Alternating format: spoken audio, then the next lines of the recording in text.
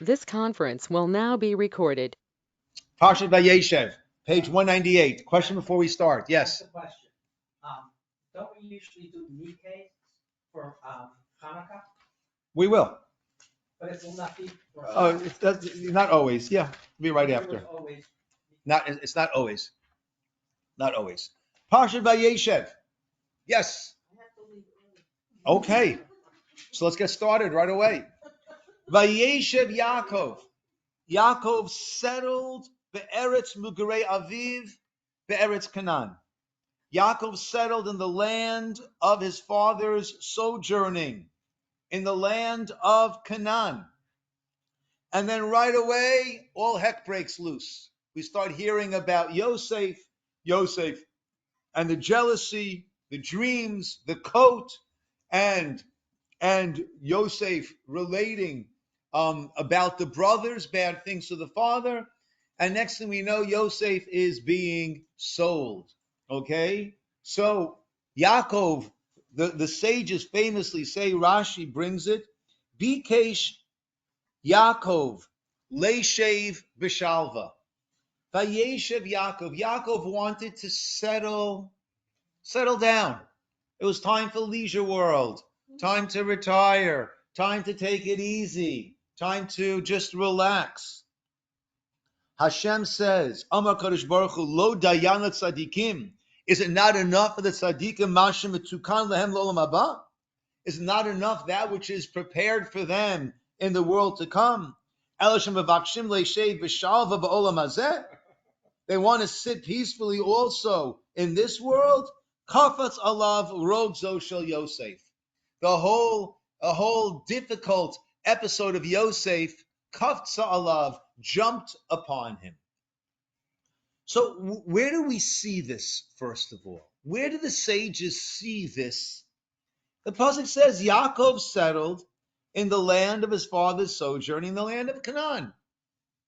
Where do they see that there is this claim against Yaakov? Where do we see this idea of him wanting to settle down? So the Malbim points out that the Torah very carefully uses two different words over here. Vayeshev Yaakov, it could have said Yaakov settled in the land of his father's settling, Be'eretz Yishuvei Aviv, or Vayagar Yaakov, Yaakov sojourned Be'eretz Mugurei Aviv, in the land where his fathers had sojourned. But it doesn't say that. What does it say? Vayeshev Yaakov. Yaakov wanted to settle in the land of his father's sojourning. Meaning, a famous story of the Chavetz Chaim. Actually, it's I remember years ago, it was quoted in the Reader's Digest about the Polish sage Hafetz Haim,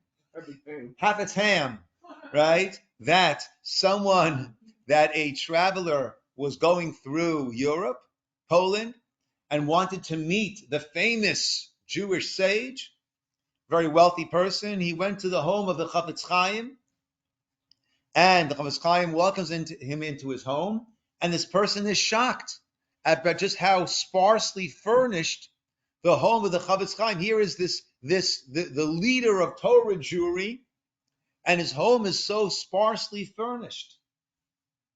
And he just exclaimed, "Where's your furniture?"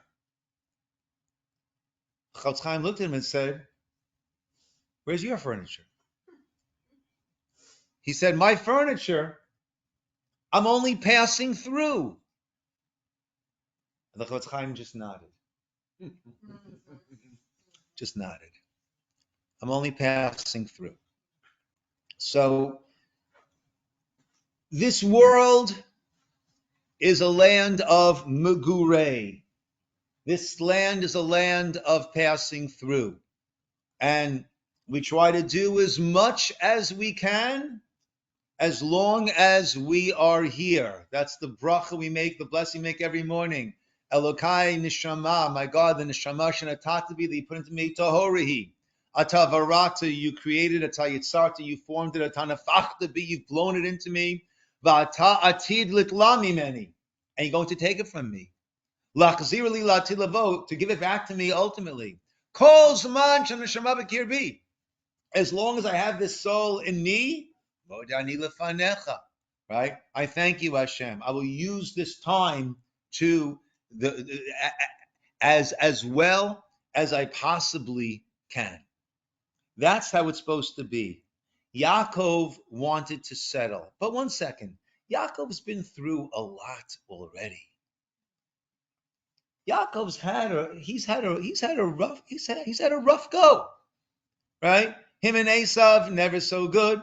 Then going to Esav wanting to kill him, off to the house of Lavan, right? 14 years on the way to the house of Lavan, according to the sages, right? House of Lavan, 7 years to marry Rachel, given Leah. 7 days later, marries Rachel, works another 7 years, another 6 years for his flock, right? And then, the wages constantly being changed. Finally, he leaves. Lavan comes chasing after him, right? Finally makes it there. Then he, on the way to Esav, he wrestles with the angel. And then that whole Esav again. I mean, it worked out well with Esav again, but it's been a rough go, right?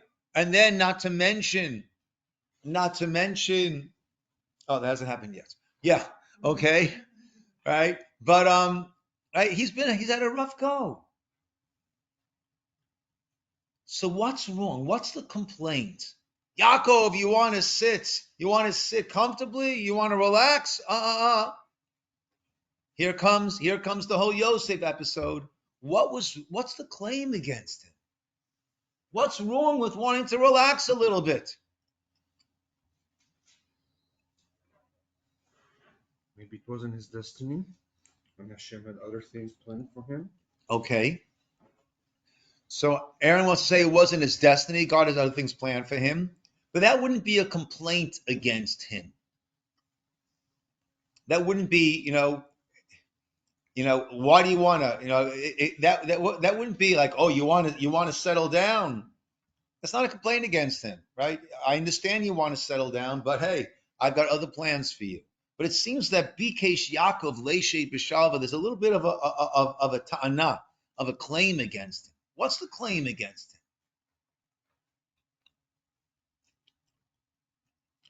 So I once heard this compared. Imagine a person wins this opportunity to go into Macy's, to go into one of these massive department stores. And you've got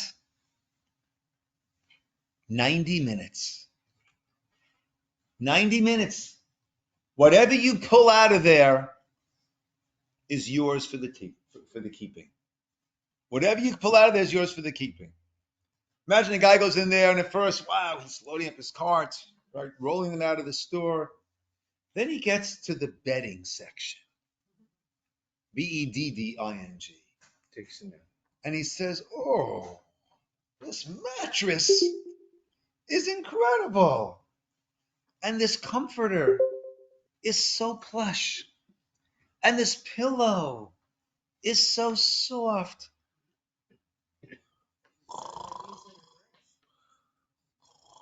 Right? So what we say, what's the matter with you? Right? You snooze, you lose.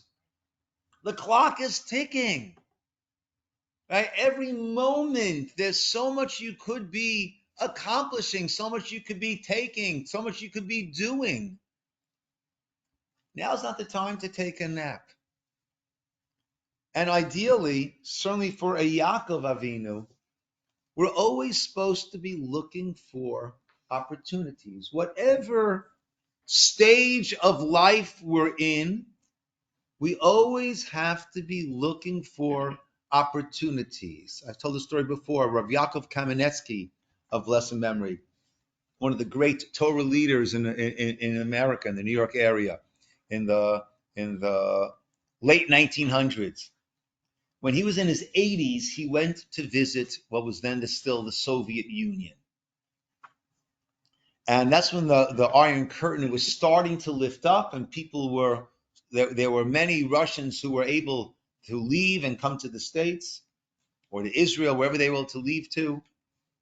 and he met I believe it was a cousin of his, I'm not sure exactly, who he had studied with in yeshiva when they were young teenagers. And now Rav Yaakov Kamenetsky was one of the Torah giants of the generation, and he was holding a Tanakh, a book of Torah, Nevi'im, Ketuvim, and he met with this old friend, cousin, whoever it was, who had been in the Soviet Union for the past 60s, his whole life, but under the Soviet rule now for decades and decades and decades. And he saw the Tanakh and he asked Rav Yaakov, what is that? What is that? He had totally forgotten even what it was.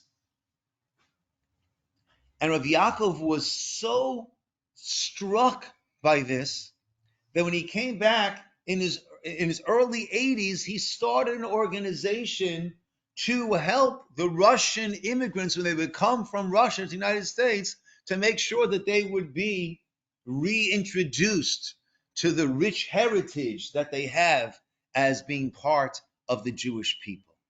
That's what he did. That's what he did in his 80s. That's, I think, the idea over here. That, of course, at different stages in life, we can do more and we can do less, we can do differently. But we always need to be looking to say, right, today is an opportunity. I woke up this morning, Modeh Ani, right? And as we famously say, right, Modeh Ani Fanecha, Shechazadi v'nishmati b'chemla, Rabba emunatecha. Great is your faith. What do you mean great is your faith? What are we saying? So typically we say great is our faith in you. But Rabba emunatecha means great is your faith, meaning what? Great God is your faith in me. How do I know, God, that you have faith in me? Because I just opened my eyes, my heart's still beating. You gave me another day. That means you have faith in me that there's what that I can accomplish. Okay. So Yosef is with his brothers. Yosef, Pasuk Bet, is bringing dibatam ra'al avihem. Yosef is reporting what he viewed as negative behavior on the part of his brothers. He was bringing that to his father. That's factor number one. Factor number two, Pasuk Gimel, page 198. Yisroel hava Yosef mikol banav. Yisroel loved Yosef more than all the sons. Ki ven zekunim hulo. He was born to him at his late age. He was very, very wise, or he foresaw that he would go through the same difficulties that he went through. Va'asalo kitonet pasim. And he made for him the special cloak. The brothers saw this. Pasuk Dalet, page 200. Vayisnu oto. And they had this hatred for him. Lo yachlu dabro l'shalom. They could not speak to him peacefully. Yosef then had his dreams. And he had his dream, Pasuk Hey, Pasuk Vav, and he says, listen to the dream that I dreamt. There we were gathering sheaves, binding sheaves in the middle of the field. My sheaf got up, and your sheaves surrounded me, mine, and bowed down to my sheaf. And they said, will you be the king over us? Will you be the ruler over us? And they hated him even more because of these dreams and because of his words. Rashi learns that because he would tell father about them. Notice it said over here that they hated him over here. Pasuk 9, Tet. He had another dream, and he told his brothers. And he said, behold, I dreamt a dream, and the sun and the moon and the 11 stars are bowing down to me. He told it to his father, to his brothers, and his father rebuked him. And he said, what is this dream that you dreamt? Will I and your mother and your brothers come and bow down to you? Vayikanu vo echav. The brothers were now jealous of him. After dream number 1, it says the brothers hated him. After dream number 2, it says the brothers were jealous of him. Why the change? Why the shift from hatred to jealousy?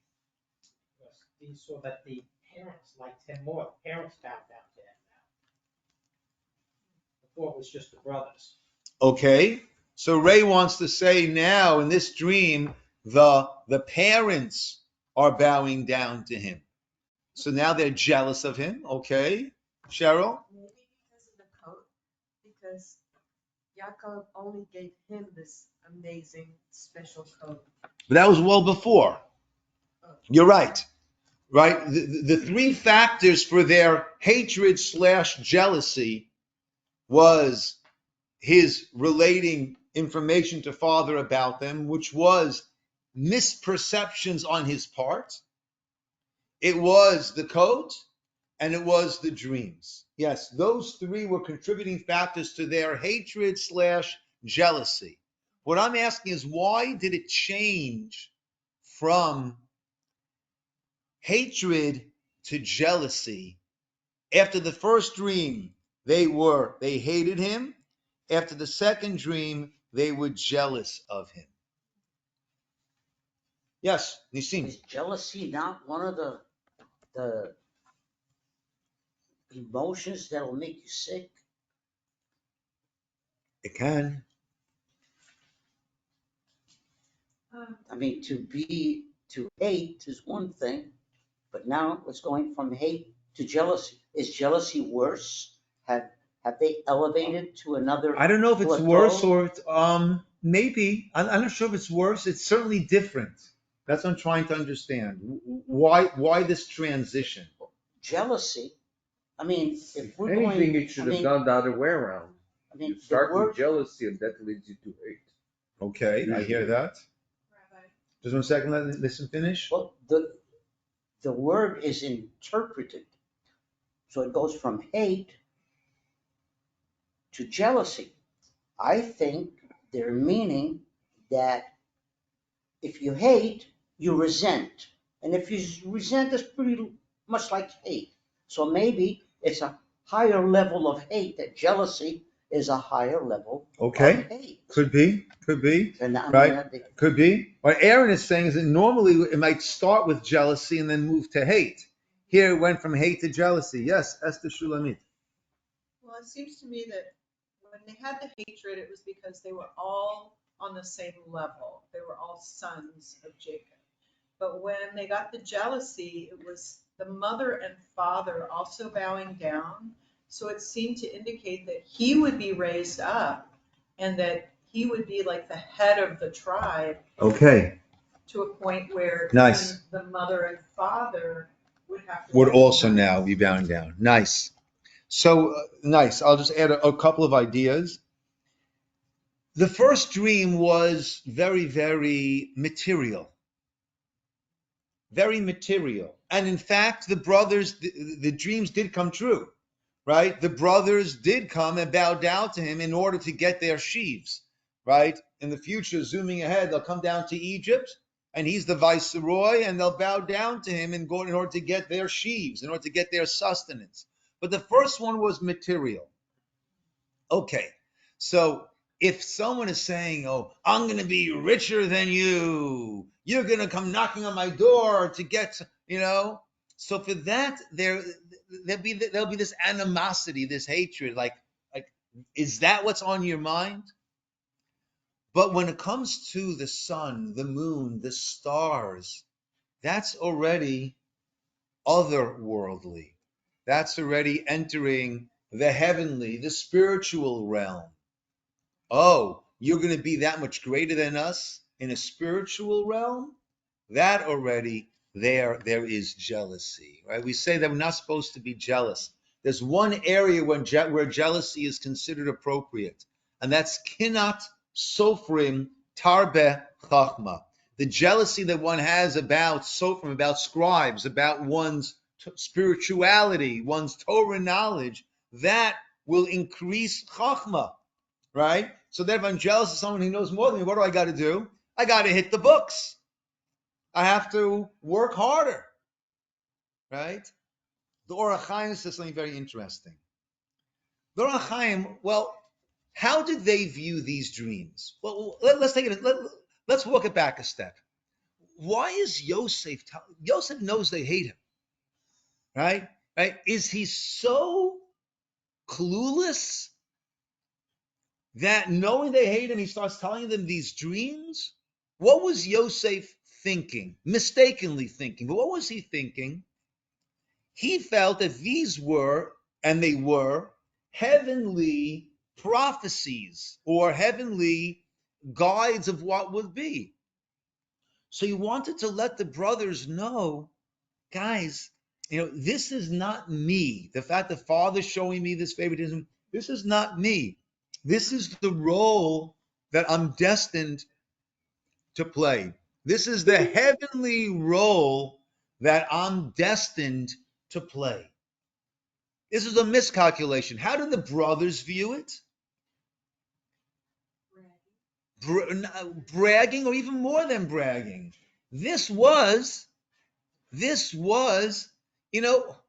when we dream at night. Very often, if you remember the dreams in the morning, I have so much fun when I remember my dreams, connecting them to all the events that went on the day before, and my worries, and my concerns, and what my plans are. And it's a lot of fun. It's a lot of fun connecting that. Oh, I was thinking about this person, and how did this person come in? Oh, yeah, because and just piecing it together. The brothers thought, what are his dreams about? His delusional aspirations. It's his delusional aspirations. He thinks this. That's what he's dreaming of. He's dreaming of us all bowing down to him. Oh, they hated him. But the second dream was different. No one aspires that. No one aspires that what, my friends? My parents are going to bow down to me. Oh, I have these aspirations. I want my parents to bow down to me. No one wants their parents to bow down to them. So at this point, they realized these are not his delusional aspirations that are manifesting themselves in his dreams at night. This must be something above that. Vayikanu vo echav. Now they're getting jealous. This is not his crazy swagger, delusional, the bottom of page 200, Janet. This is something this is prophetic. This is from the heavens. This is not what he would be wanting. And therefore they realize he does have this ascendancy over them. Yes, Esther. So would you say then it's almost a jealousy that why did God pick him and not me? I mean, Yeah. This kinat sofrim again. This jealousy of a spiritual nature, right? Which is a good thing, right? I've shared before. There's a beautiful teaching that the Gemara says. I believe the Gemara says that when you're davening, your eyes should be down and your heart should be up. Your eyes should be looking down and your heart should be looking up. So the idea is your eyes, simple level, your eyes should be looking down, not getting distracted by anything going on around you, and your heart should be up, right, towards the heaven, right? But another way of looking at it is the eyes see the material.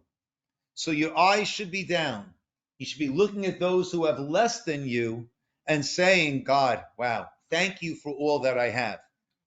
Your heart should be up.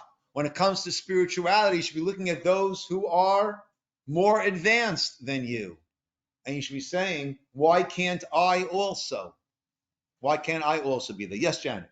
Rather than framing it there, but for the grace of God, although that is true, when in the material, shouldn't you say, may they too also be so blessed eventually?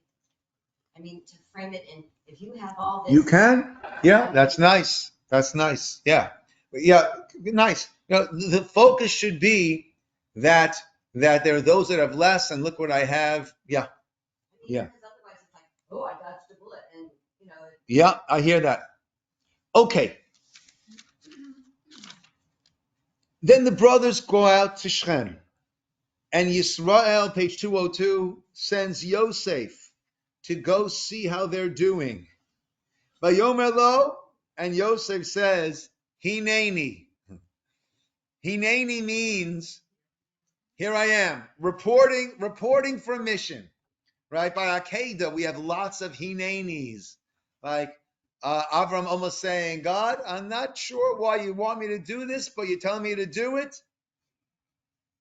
at your service. And Yosef knows it's not going to be, or that it's dangerous. Yosef knows that this is dangerous. But Hineni, he goes. And what I'd like to work on a little bit more today is a fascinating way of reading the verses to see who sold Yosef. Who done it? Who done it? We all know, of course, the brothers sold Joseph, right? That's what he says later on, right? And that's how many learn. That's how Rashi learns, right? And that's, if you look on page 252, when Yosef reveals his identity to them, he says to them, Pasuk, page 250, I'm sorry, page 252, Pasuk Dalid, 245 verse 4, right? I am Joseph, your brother, Asher machartem oti Mitzrayma. I am Joseph, brother, you sold me to Egypt. End of discussion, right? We'll see it's not so simple. Before we get to that, I just want to share with you a very important teaching of the Seforno. How could the brothers, these tzaddikim, how could they sell Yosef? Jealousy. Yes, yes. It was, uh, but we're talking about tzaddikim, right? We're talking about tzaddikim. Imagine the most righteous people. Imagine there's a gathering of all the Torah giants, and people stand up for this one before they stand up for that one. So the other 11 decide, hey, you know what? Let's kill him. Oh, no, we won't kill him. We'll just sell him to slavery. I mean, this is serious, crazy stuff. And yet the brothers' names, the Shvatim, are all on the breastplate, the Choshen, that the Kohen Gadol wears, right? Holy of holy. I mean, this is serious stuff. How do we wrap our heads around it? Certainly we expect our kids to get along. And we understand that they fight once in a while, right? But no one's looking to kill another one. And then, all right, well, we won't kill him. We'll just sell him to slavery. I mean, this is off the charts over here. So the Seforno understands it as follows. They made a halachic decision. Rabbi Al-Bagli will explain. They made a halachic decision over here. There's something in halacha termed a rodef. A rodef is someone who's chasing after you or someone else to kill that person. What is the halacha? Kill them first. He's chasing you. And you see him chasing someone else, kill him first. They viewed Yosef as a spiritual rodef, meaning, look at our history, they said. Let's see. Avraham had two sons, Yitzchak and Yishmael. Yishmael was pushed off, and the Jewish people flow through Yitzchak. Yitzchak had two sons, Yaakov and Esav. Esav was pushed off, and the Jewish people follow through Yaakov. Now it's our turn. Yaakov, our father, has 11 sons. And here's this one son keeps reporting stuff to father about us that are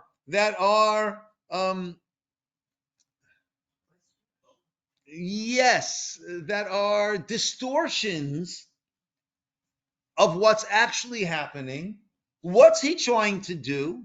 He's trying to make us into Esav Yishmael. He's trying to get Father to curse us, to reject us. He's trying to kill us spiritually. He's the conspirator. Yeah, yeah. So, someone comes to kill you, what do you have to do? Hashkeim lahargo. But then they said, well, you know what? We don't have to kill him. In order to prevent him from doing this, we can banish him, right? Send him off. And that was the Beit Din that they held and that they ruled, but they were what's called Nogeya Bidavar. They had their own personal feelings and interests, right? You hear very often, so and so this judge should recuse himself, right? There's personal interests at stake over here. Their kina, their jealousy, their hatred blinded them. But that was the cheshbon, that was the calculation that they were making. And he brings proof from it, right? You would expect after, if I'm doing this crazy, vengeful act, how do I feel afterwards? My heart is racing. I'm right. But I'm also right. Take a look on page 204, Pasuk Chavdal, and then we're going to come back and work these psukim through. They took him, vayikachu, vayashlichu oto abora, and they threw him into the pit. Va'abor rekein b'mayim, the pit was empty, there was no water. Vayeshu lecho lechem. You want to pass the pita, please? Vayeshu, they sat lecho lechem. They sat down to have a meal. Right? It's somewhat jarring, right? But this was not this. This was a reasoned, mistaken, but a reasoned ruling that they reached, and now pass the pita. Right? The zatar is delicious. Thank you, Aaron. Right? Let's come back now to these psukim. How they would think that, really. I'm sorry? I can allow this. Yeah. How it was reasonable for them, because they were good people, right? They were all tzaddikim in their own marriage, and there comes this guy and throws them under the bus pretty much. And keeping in mind that this is would say, "Lama mi ata choshev she'ata bichlal?" Nachon, right? Who do you think you are, right? And let's compound this, that they knew that Yaakov loved Rachel more than their mother. This is the one son of Rachel, of Rachel.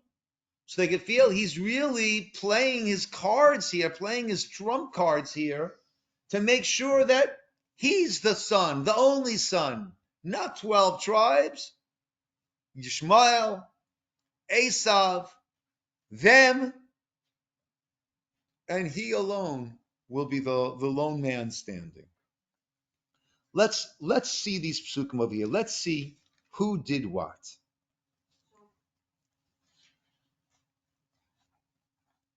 From the standpoint of divisiveness, that they saw that Yosef, all this was dividing,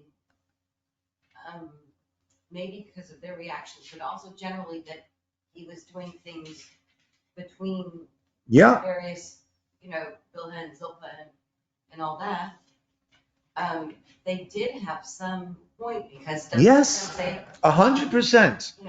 100%. They were wrong, right? And they're held responsible, right? But let's go page 202, pasuk Yudchet, verse 18, or pasuk 19. One man said to his brother, here comes that dreamer. Now, Bata, 20, Luchu, let's go, Nage, let's kill him, and throw him into one of the pits. Vamana will say, Chayara, Chalata will say, a wild beast ate him.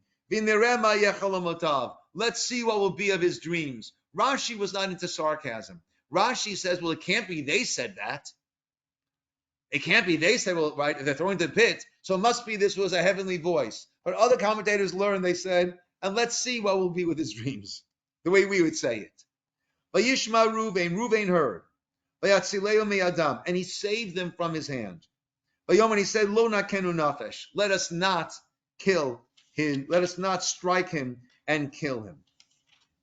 Ruvain said to them, Al tishrichu dam, don't spill the blood. Hashlichu oto ala bor hazeh, asher b'midbar, throw him into this pit over here in the midbar. V'yad al tishlichu bo, and let us not send forth our hands against him.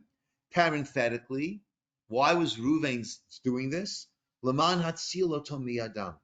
He wanted to save him from their hand. La shivo el aviv, to bring him back to father. Ruvain thought, I'm the Bechor, I'm the oldest, father's going to look to me, right? I've got to save him. So Ruvain says, throw him into the pit, planning to go back and save him.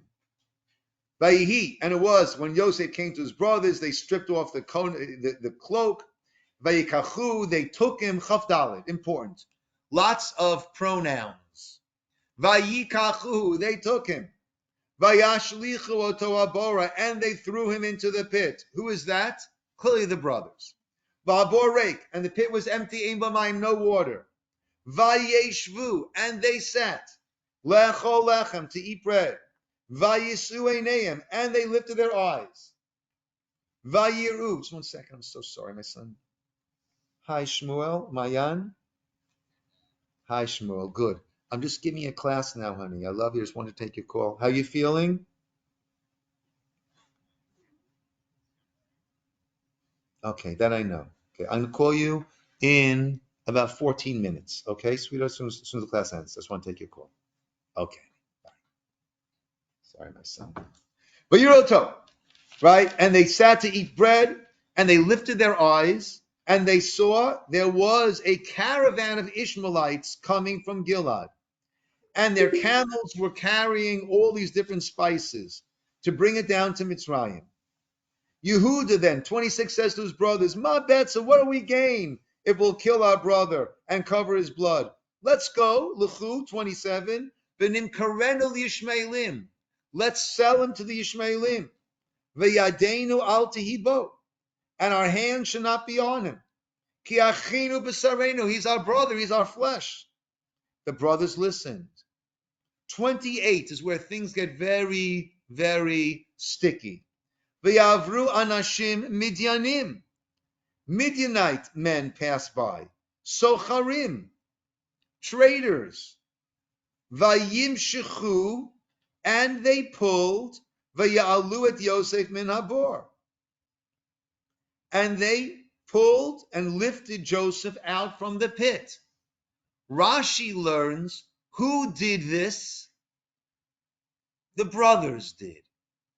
But simple reading, verse 28, and men, Midianite traders passed by, and they pulled and lifted Joseph from the pit and sold him to the Ishmaelim for 20 kesef, and Yosef was brought to Mitzrayim.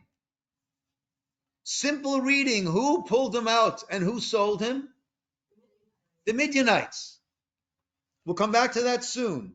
Rashi learns the brothers did it, probably based on what we saw later on in Parsha Vayigash, page 252. Yosef said, you sold me to Egypt. So then Rashi's bothered, so what are you telling me about these Midianim? What are they doing here? Rashi says, oh, this was another caravan. To let us know he was sold many times. A little bit shaky. Let's go further. Vayashav Ruvain el Habor. Ruvain comes back to the pit, and behold, Yosef is not in the pit, and he tears his garments. And he goes to his brothers, and he says, the child's not there. What am I going to do? Now, what's the problem according to the way Rashi's learning over here? He would have known. If the brothers had pulled him out and sold him, he would have known. He was there. He was there. There's no surprise over here. The brothers pulled him out of the pit. What's happening here? What's going on? Where's Reuven? Rashi's got problems with this. What does Rashi say? Oh, he was not there for the sale. Why not? Because they had this round robin system of who would go back to take care of father. It was Reuven's day to go back. Reuven wasn't there. Then he came back. Sounds a little bit strange, doesn't it? And I'll just add more to the strangeness of it. Why was Yosef sent in the first place? Check on the brothers. It doesn't seem like there's a brother coming back every day or every other day, right? Very, very strange. Let's go further. So they took the garment, they slaughtered a goat, page 206, they dipped it in there, right? And now the Orach Chaim points out very nicely. It was Reuben's idea to throw him into the pit, right? Now we know that it was in order to bring him back to father, but presumably it was for him to die there. So now what's Reuben saying? Oh, no, what am I going to do? Based on what he was saying to the brothers that he wasn't planning on saving, why is he now saying, oh, no, what am I going to do? Right? This was his idea, right? In the pit, out of the pit. So But the he way wasn't planning to kill him. He was planning to sell him. he was, well, no, it was Yehuda who said sell him. Reuben said throw him in the pit and let him die there. Right? Plan on coming back. So now that they're gone, now that he's gone, so right, according to what he was telling the brothers, misleading the brothers, that I'm not going to save him, right? So what changed now? Yeah, Janet? Well, this all strikes me as very analysis and August Aaron in the golden calf, where he sees that the multitude have killed people. Yes. And so how does Aaron keep getting a good pass and Reuben with the best of intentions? Okay. Every step of the way, he's has stumbling blocks. Okay. So there is a comparison here that Janet's making. Reuven is not the strong leader. Yehuda redirects. Reuven has a way, working kind of around the end. Similar to Aaron, not being the strong leader, not standing up by the Egel. Okay, but coming back to here, the Orach Chaim says interestingly, what Reuven thought, we'll throw him into the pit. When he was telling the brothers, he'll die there. When father says, hey, my oldest son, what happened to him? I'll go search. I'll bring back the dead body and everything will be fine. But now there'll be no body to bring back. So when father demands of me, where can I go? Now, we'll go down to the last pasuk here. Biol Cheryl. The Madanim machru oto Mitzrayim. The Madanim sold him to Mitzrayim. Wait, whoever had pulled him out of the pit and sold him, he was sold to the Ishmaelim. So who are the Madanim? How did the Midyanim get in over here? So Rashi again says, we see from here that he was sold many times. That's how Rashi approaches this. I have a question. Yes? Why is Midyanim spelled with Y? Yes. So some learn that it's the same, others learn that it's a different group. What does Rashi say over here? Madanim. Yeah. Some learn that it's Midyanim, and some learn that it's the Madanim. Let's go back now, and let's hear how the Rashbam learns this. Yes. Well, let me try to cover this, Janet, okay? They took him back to 204, Pasuk of Dalet. They threw him into the pit, and they went to eat lechem. Now, according to Rashbam, where do they go to eat the bread? At a distance. We don't need to hear him whimpering, crying, calling out. It's annoying. They went a little distance. And behold, they saw Yishmaelim coming from Gilad, carrying this. Yehuda said, oh, why should we kill him? Parsha 27, let's sell him to the Yishmaelim. And our hand won't be there. And the brothers agreed. And they continued eating their meal, waiting for the Yishmaelim to arrive. But what happened? 28. Anashim Midyanim, Midianite, traders passed by before the Yishmaelim got there. And what did they do? They pulled Joseph out from the pit, and they're the ones who sold Yosef to the Yishmaelim. All the while, what are the brothers doing? Pass the pita. They're having their meal over there. And they brought Yosef to Mitzrayim. Now the brothers, now Reuven comes back, right? Probably with the brothers. And they see Ein Yosef Babor. Right? Rashbam, not that he went home to check on his father that day. They're all having the meal. Reuven went back because Reuven's whole plan was to try to save Yosef. Now he comes back and he tears his garments. He goes back to the brothers and he says, the kid's not there. Right? And according to, again, the Orach Chaim, my plan was that when he's dead, I could present and say, oh, father, he must have fallen into a pit. But now what am I going to do? I've got nothing to back it up. And therefore they go through that whole thing. But according to Rashbam, the brothers never sold Yosef. So what happens then in Parshat Vayigash, page 252, when Yosef says to them, when he reveals his identity, I am Yosef, your brother, that you sold me to Mitzrayim. They started the events. Yeah. They certainly, right, will be held responsible for his being sold to Egypt. Yes, Aaron. I think the story is a little inconsistent. The Midianim that we've heard of in the past sold him to the Ishmaelim. And then all of a sudden, Hamedanim, which we never heard of, they're the ones who sold him. So how did he get from the Ishmaelim to the Midianim? Okay, so the Orach Chaim explains it as follows. He learns like Rashi that it was the brothers who did the selling. So how does he understand the intersection of the Midyanim and the Ishmaelim? Fascinating.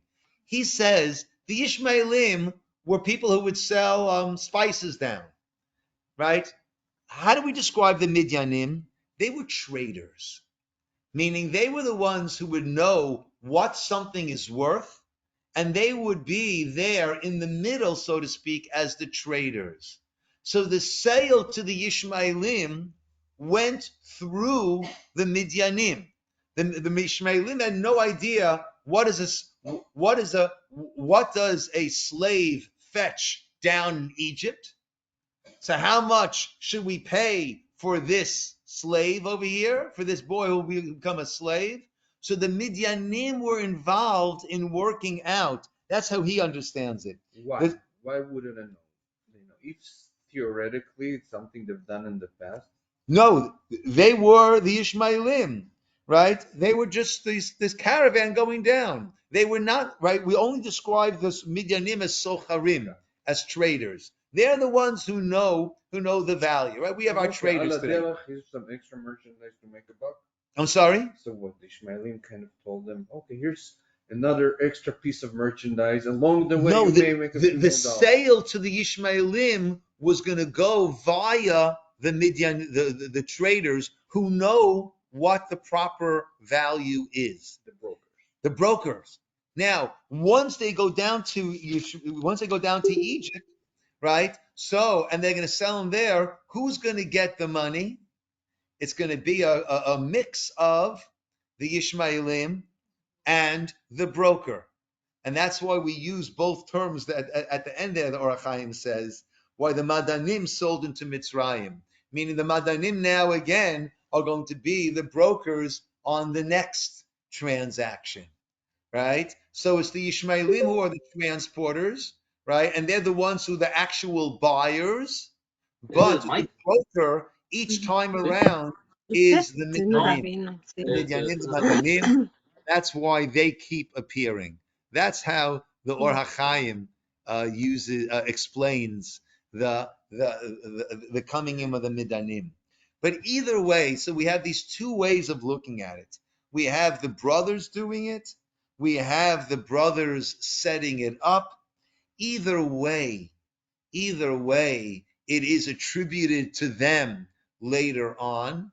But it really, to me, it's fascinating how we could break down these psukim in these different ways. And the pshat, the straight pshat, if we read it, right, with all of these hanging pronouns over here, is we introduce the madanim, the midyanim, vayalu, vayimshechu vayalu. Simple pshat is Rashbam. The brothers never sold. It was the midyanim. Yes, Janet. So he's 17, Yosef, right? Yeah. And he's apparently able to do on his own a trek all the way to first where he finds the gentleman who says no, the brothers have moved on. So he has the physical capability to trek many miles, apparently, over, what was it, 2 days or 3 days? Okay. So in all this, he never tried to escape? I mean, once he was lifted out of the pit, he certainly should have had the strength. No one's ever raised that question? It doesn't trouble me that much. He's quite outnumbered by the brothers, by the Midyanim, by the Yishmaelim. Yeah, but they're not expecting him, he's so smart on other things, he could have. So that's I don't know. It's not. And then, Yeah. And then if with being such Sadiqim, how is it that the brothers descend to just lie rather than saying, Yeah. we saw him and then he Yeah. disappeared? We don't know. Yeah. That's what's the deal on that? No one, Yeah. no. Yeah. That's. No sage is right on that. I don't know. I can't. But I think that's the slippery slope. That's the slippery slope. Maybe they That once we start down that slope, then we start to slip and slide further and further. Yeah. Maybe they figured the kinder thing to do would be to tell their father he's dead, rather than we don't know. Yeah. Because I mean Closure. Yeah. In a sense. I would say that. Okay. Yasher koach, everybody online. And thank you, Aaron. Thank you, and Rabbi. For this. Hello, Ora. How are you? Hello. Thank you for the wonderful Zatar pita breakfast. Thank you, Okay. Rabbi. Thank you, Rabbi. Thank you, Rabbi. Chag Sameach, everybody. Be Chag well. Sameach. Chag Sameach. Chag Sameach. Yeah, Rabbi.